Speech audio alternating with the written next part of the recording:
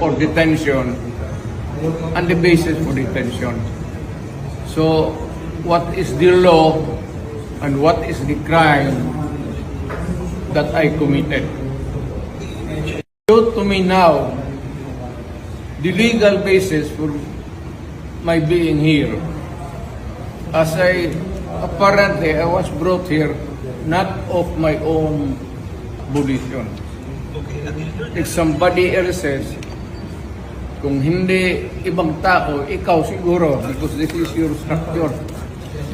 So you have to answer now for the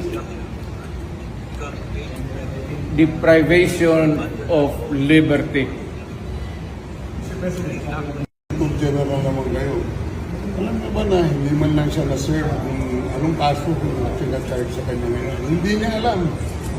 No? Kahit na PI man lang. Alam mo, ang charge sa kanya nasa dyaryo lang. No?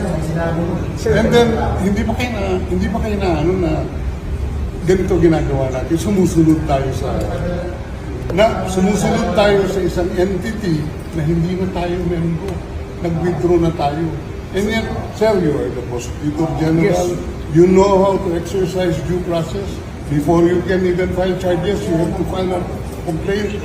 We have to file a counter affidavit.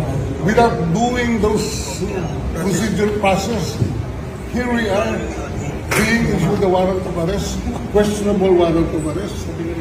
Ano naman po, sir? There's naman doon, blooper, puro pagdating sa trial dyan, tatawagin kita sa witness stand. Sabihin ko, you're the person who arrested me.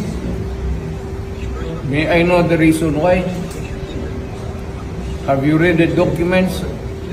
Or at least, have you read the case at that time when you made the arrest?